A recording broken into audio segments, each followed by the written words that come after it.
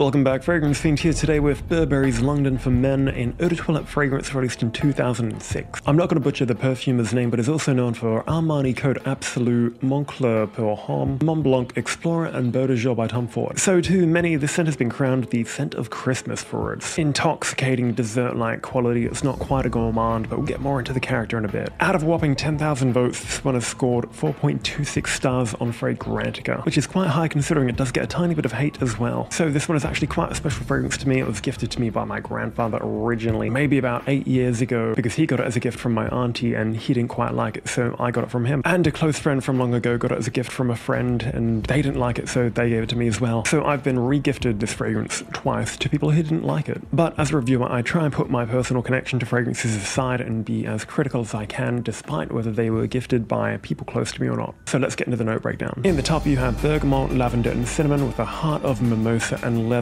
lastly with a base of tobacco, oakmoss and opopanax. So let's give it a spray.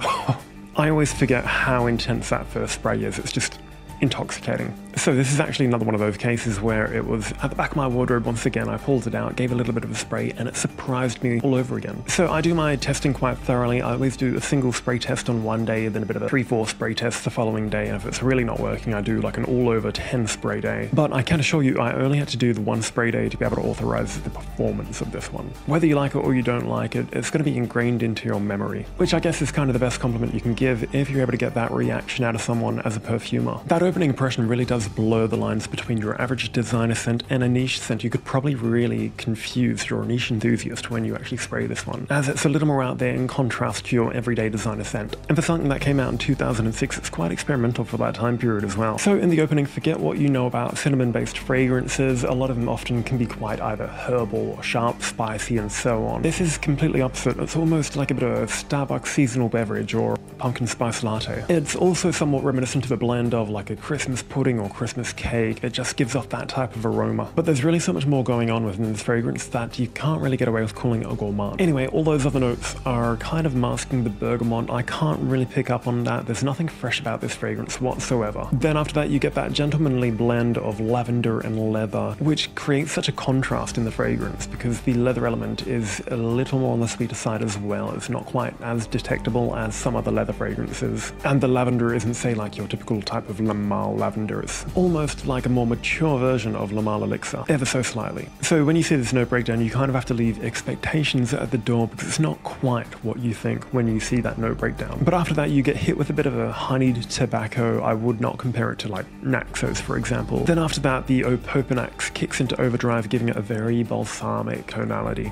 So now onto the performance. If you consider like red tobacco or Naxos a bomb, this is a nuke. Literally one spray on my wrist almost made me pass out 2 hours into wearing it. But then after about 6 to 7 hours, it really begins to die down, and then by the 8 or 9 hour mark, you don't smell it at all. The performance is definitely extreme, especially upon initial spray. If anything, probably too extreme because it's not the most pleasing aroma. Too, I guess, the majority, since I've literally been gifted this from people who didn't want it. And their commentary on it was it's just too strong, too out there. If anything, I probably recommend just spraying this one on your clothing maybe an hour or two before you go out. Just enough to be smelt, but not enough to make people want to run out of the room. This one is also a certified cheapie. You can get it for this price here. Build quality is somewhat decent, pretty good atomizer. It's got a bit of a fabric coating, glass bottle. It is a tiny bit of a divisive gifting fragrance as it is very intense, a very untraditional scent, and you can really only strictly wear this one in winter. If they ever were to make it like an EDP version, I'd like them probably to use like a few more natural materials, make it smell a little less synthetic, and make it smell and feel a little more premium. But for that price, you're definitely getting more than what you bargained for. But anyway, it's nice to see this one still on shelves after being released in 2006. It's outlived a lot of its contemporaries. I mean, like, you look at fragrances these days, they probably stay on the shelf for a few years before they get discontinued. Unless they really manage to break the mold of your everyday designer scent. But I do have the same feedback as a lot of people. It's quite intense, a bit too sweet for myself, and limited wearage in my climate. Either way, I still give it my take of approval. If you haven't smelled it, definitely check it out. Hope you enjoyed today's video. I'll see you next time. Thank you for watching.